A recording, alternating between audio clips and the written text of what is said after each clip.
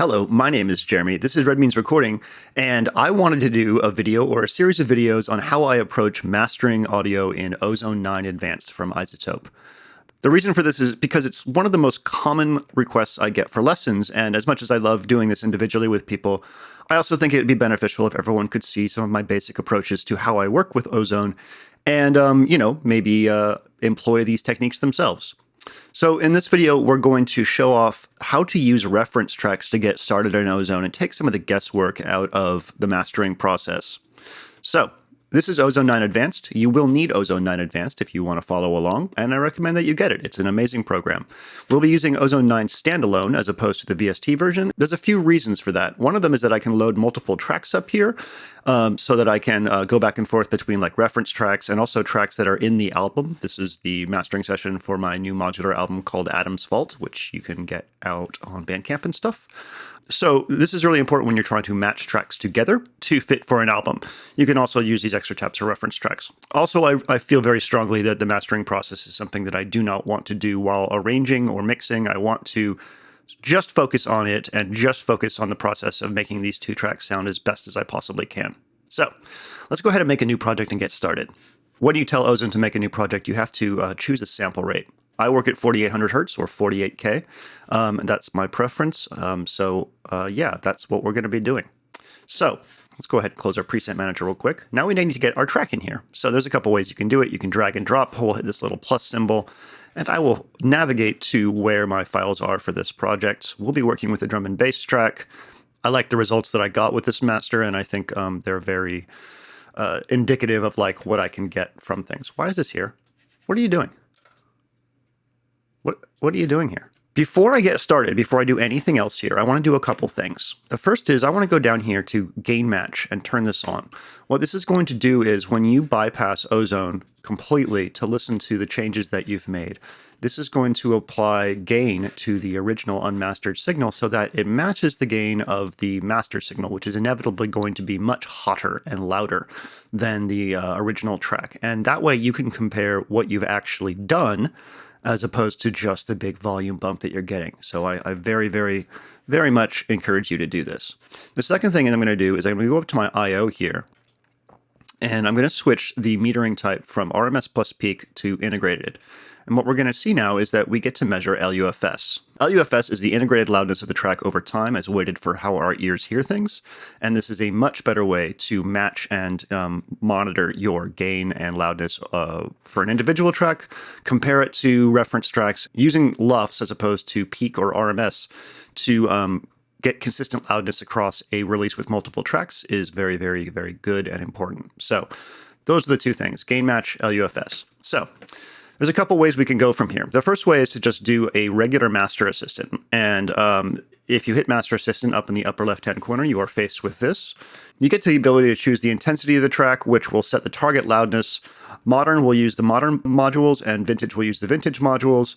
And then streaming will set the output to -1 dB as the highest peak, and CD will set it to 0.3. So I recommend doing streaming. We'll talk about that in a bit more. So if I was to hit next and hit play, it's going to analyze the track. You want to pick the loudest part of the track with a pack that has the most information that is indicative to your track for the assistant to work.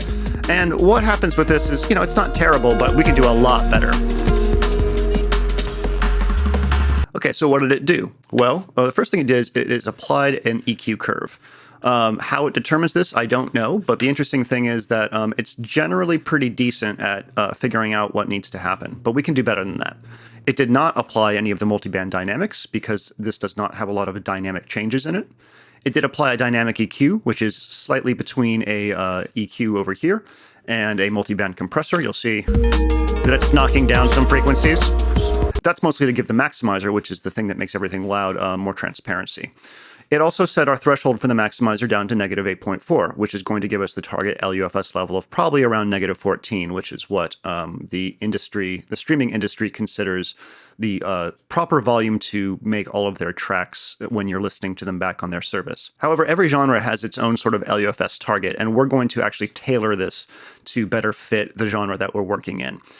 The lower that you pull this, the louder it gets. And yeah, I also recommend turning on True Peak here. True Peak is going to kill inter-sample peaks, and that's going to be important when you are sending off things that are going to get encoded down to like different bit rates and stuff like that. So turn that on there too. So this is the sort of like set and forget way. Like if you just want to get something out as a demo, you can use the mastering assistant and in that manner and go, send it off and it's fine. But how can we make this smarter? Well, there's a couple different ways. The gist of this video was to show you how to use reference tracks. And the first way that we're going to do that is by grabbing a reference track we think fits this genre. And I believe I was working with like a breaks track for this. So let me listen to some of these and pick one. You want a reference track that is preferably lossless. So that means WAV, AIFF, or FLAC. So you can get those from places like Beatport, HD Tracks, and if you're lucky, you'll find an artist that you really, really like on Bandcamp, which also offers lossless downloads. So I have started a library of reference tracks in the genres that I work in, and it's helped me quite a bit. So let's go ahead and pick one real quick. For this track, we're going to be using Young Hearts from GLXE and Degs, which I believe I got off of Bandcamp. It's a really great little drum and bass track.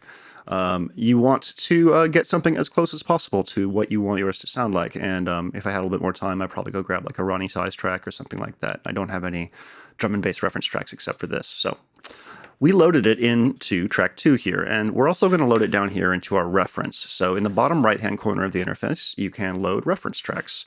And it looks like I have a whole bunch loaded already. You can have up to 10. So let's go ahead and remove some of these. Great. So now we can just kind of come back to that when we want to.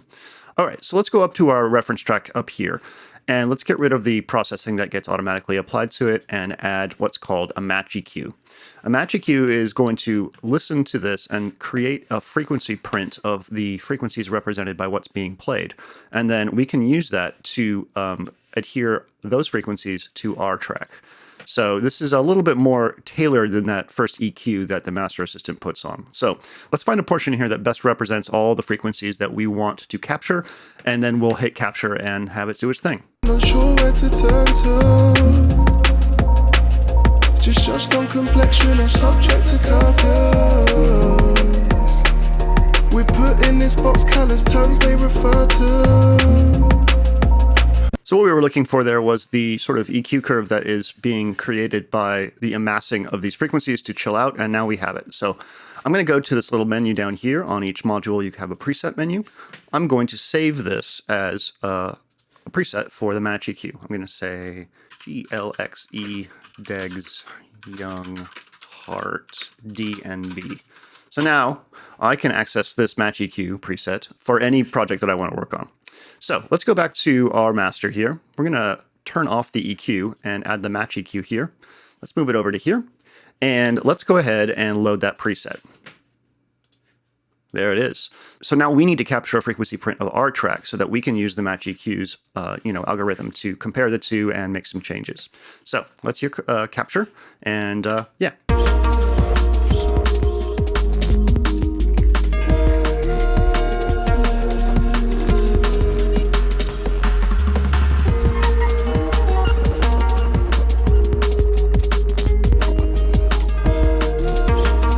Okay, so what do we have now? Well, we already talked about the orange line. That represents our reference track. The blue line represents our track.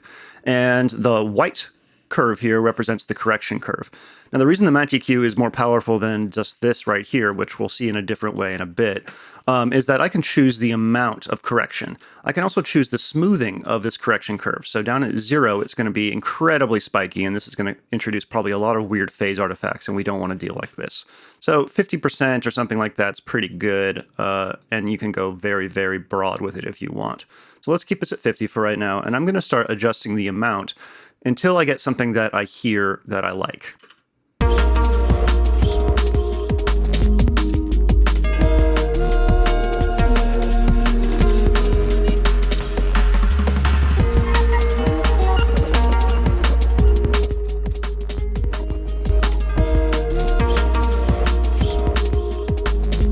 And again, always doing the gain match bypass so we can hear what's happened here as opposed to just the big volume jump from the maximizer.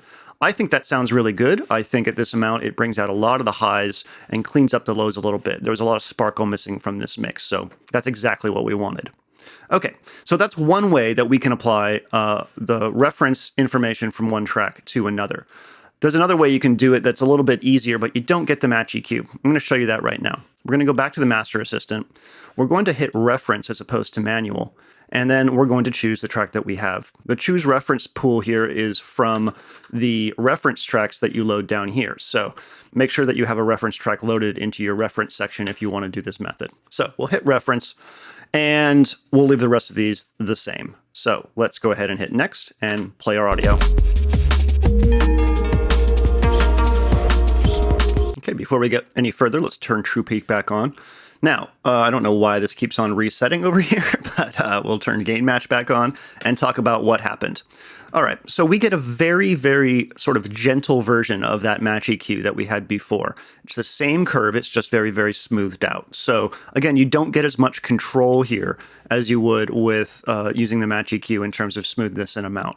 So I do recommend using the match EQ even if you decide to go with the Master Assistant reference track whole thing.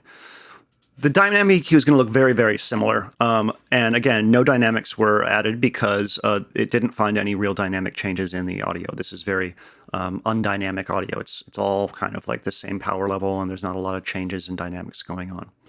In Maximizer over here, we got a little bit more loudness, and we're at negative 7.4. We're at around negative 7 for our LUFS. That's really hot. And a quick note about LUFS, the way that it works is it has to measure the loudness over time. So you do need to let your track play a bit before this number will become accurate.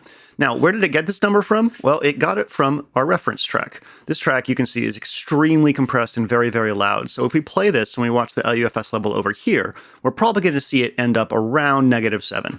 Not sure where to turn to. Just judged on complexion or subject to curfew. All right, so yeah, we're seeing around negative 7. So if you want to pull the LUFS level from the reference track automatically, you can use the Master Assistant to do that. But because we loaded our reference track in here, we can also just play it and see where this is landing and make that decision for ourselves. So once you've decided sort of on your target LUFS level, which is again going to be different for every genre. So, every genre is going to have a different LUFS profile, and EDM and electronic music tends to be a lot louder than other genres of music. So you have to make a decision now whether or not you actually want this level of loudness, right? Like, are you hearing... You can see we're getting an enormous amount of limiting going on here. And, you need to use your ears right now and decide, okay, can my track actually be that loud? Does it benefit from being that loud? Am I losing dynamics, and am I shaving off the peaks of my track too hard at this limiting level? And then decide, like, okay, well, I'm going to pull this down a bit so I don't see quite so much limiting.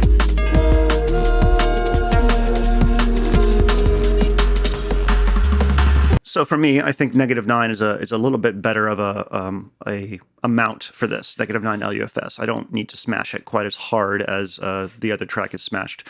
And that's going to depend on how you've mixed your track, the arrangement, all kinds of things. So, reference tracks are great, but make sure to use your ears and eyes to get a sense of what's best for your material. If you're working on an EP or an album, once you have determined the target LUFS level of a couple of your tracks based on either a reference or just in general, then you can use this across the board, this LUFS level, to sort of shape the loudness of your album as you go through. Bigger tracks can be louder, less bigger tracks can be a little quieter if you want, but at least you have an LUFS level that you can use across the board to sort of, equalize the volume of your album. So I think this video is really much going to focus on reference tracks. What else can we do with this reference track that will be useful to us? Well, one of the other things I really like to do is look at the stereo imaging of a reference track and, sort of apply that to mine. So we're going to add the imager over here. The imager is a multi-band stereo imager, and many of the processors in Ozone are multi-band. And if you go up here and see this little plus symbol and the little downward line, that means that you can add a band. So let's go ahead and add a band. 4 of them altogether, and these kind of represent the main 4 zones of frequencies that are going to be present in music. We have subs and basses, we have mids, we have the sort of clarity high area, and then we have air and sparkle. So what we're going to do is hit learn over here. We're going to play this now and have Ozone listen to the music and decide where the breakpoints for these 4 are going to be. Show the fucking people we belong, cause we no longer have to run. The movement, yeah, it's strong, protect our daughters and our sons. Educating in the present before the... Once the learn button turns from blue to white, you now have your bands. So this is very, very useful in a lot of ways. I love being able to listen to each individual band. Right now, we're focused on stereo imaging. So let's go back to ours, add an imager, put it before the dynamic EQ, and do the same thing. All right, let's go back to our reference track. Now, let's solo down here and talk about what's happening. So take a look at the vector scope down here. You can see that on the left-hand side, it says L, and on the right-hand side, it says R. This is the left channel, this is the right channel. The vector scope here represents how much stereo information is happening. So primarily right now, our stereo image is right in the middle. And for an electronic music track or a club track, a very, very mono bass is extremely normal. I mono a lot of the basses that I work with my tracks when it comes to EDM and more electronic genres. So let's go back to our track and listen to our subs. So you can see we have a fairly mono stereo image down here. I think I probably already processed it to an extent in the mix, but we'll go ahead and pull this down a bit just to center our basses in reference to the other track. Cool. All right, so let's go back and listen to the mids. The mids are where a lot of music happens. This is where one of the most important frequency bands that you can dial in.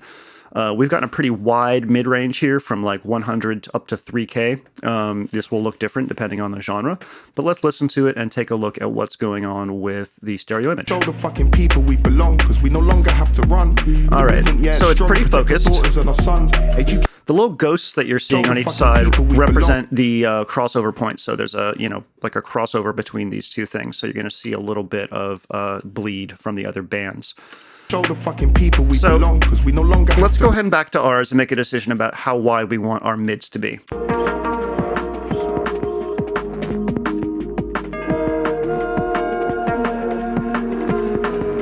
Let's listen to it in context.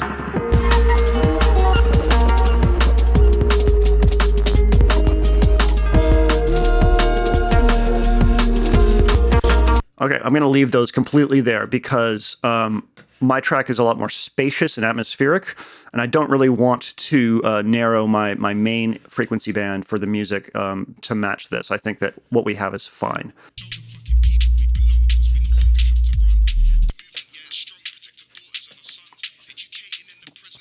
Pretty mono up here too, which is not really that surprising. Let's go back to ours and check out what's going on. All right, a lot more stereo image for us. In fact, we have some drum elements that are panned. So let's go ahead and narrow this band a little bit. Got a lot of reverb in this band as well, so I don't really want to mono it too much. I don't want to put it down in the middle too much, but I do want to just narrow it a little bit. Generally, we think of like stereo as big and wide, and that's to an extent true, but there's a lot of power in center frequencies and a focused mix. So dialing in your imager can have a huge, huge effect on the perception of your mix. Let's check out the super highs.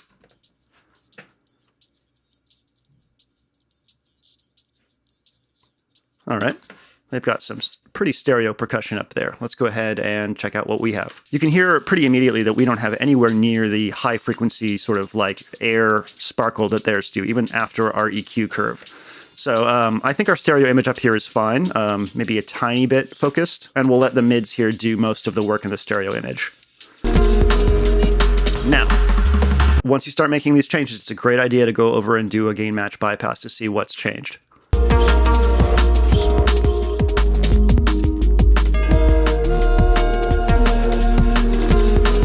Yeah, the mix opens up quite a bit in what we've done, and I think that's mostly because of this EQ curve here, which is really nice. But again, I want more control, so I'm going to add the match EQ back, and I'm going to load up our reference preset, and I'm going to recapture and use this because I like the results better.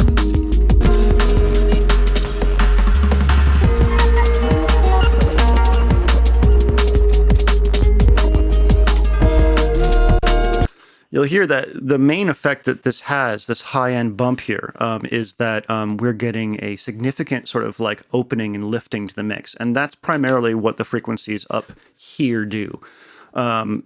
These are clarity here and sort of like articulation. And up here is air and sparkle. And as we, you can see we have our little crossover points here that like we, anywhere up from like 7 to 8K and then up here can have a really opening effect on the mix. Just to recap, because I think this video is long enough, we'll move into some other things in the next one. We used a reference track to create a match EQ, which applies a frequency curve correction to our track to match the reference track. We also used the master assistant in two ways. One just with Ozone making decisions for us, and the other one with our reference track making decisions for us. We used the reference track to understand the LUFS level, the loudness level that we could apply to ours, either manually or through the master assistant. We made decisions about how much limiting we wanted to see from the maximizer and what LUFS level we thought was appropriate for our track.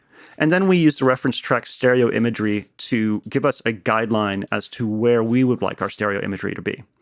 In the next video, we'll go over some of the more advanced tools that I really like to use when I'm mastering a track and sort of the polish and fun stuff. I hope this has been useful. Please leave a comment and a like if you have anything to say or just learn something. And I'll see you in the next video. My name is Jeremy. This is Red Means Recording, and I hope you have a wonderful day.